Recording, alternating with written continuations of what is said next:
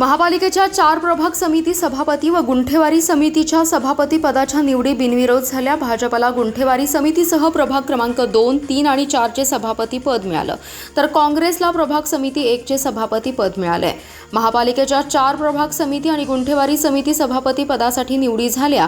अतिरिक्त जिल्हाधिकारी सुशांत खांडेकर यांनी निवडणूक अधिकारी म्हणून काम पाहिले। यावेळी आयुक्त संचिता महापात्र, अतिरिक्त आयुक्त राहुल रोकडे उपस्थित होते।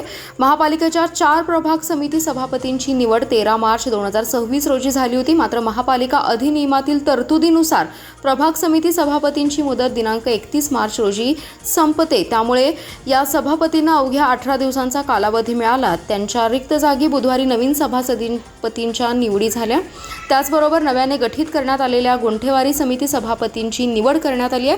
प्रभाग समिती 1 च्या सभापतीपदी काँग्रेसचे रमेश सरजे, तर प्रभाग समिती 2 च्या सभापती वैशाली गवळी, 3 च्या सभापती माया गर्दे, 4 च्या सभापती अश्विनी कोळी यांची, तर गुंठेवारी समिती सभापती भाजपाच्या लक्ष्मी सरगर यांचं एकमेव अर्ज दाखल झाल्याने त्यांची आज अधिकृतपणे सभापतीपदी बिनविरोध निवड करण्यात आली।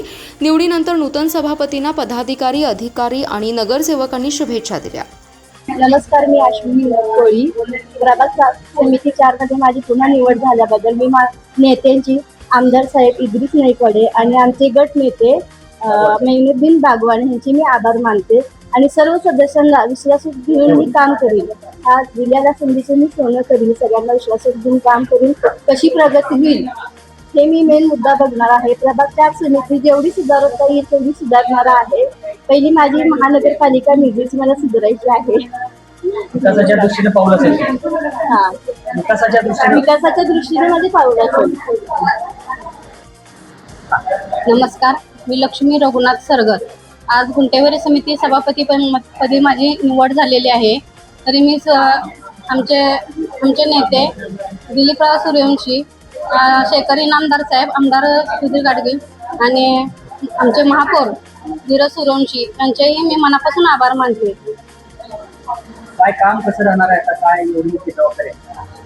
काम गुंठेवारीचं काम चांगल्या पद्धतीनेच करणार आहे।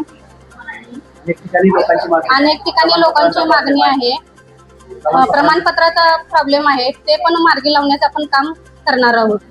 नियमितीकरणावर भर राहील, जास्तीत जास्त नियमितीकरणावर भर राहील। गुंठेवारी क्षेत्राच्या विकासासाठी गुंठेवारी क्षेत्राच्या विकासासाठी मी काम करणार आहे।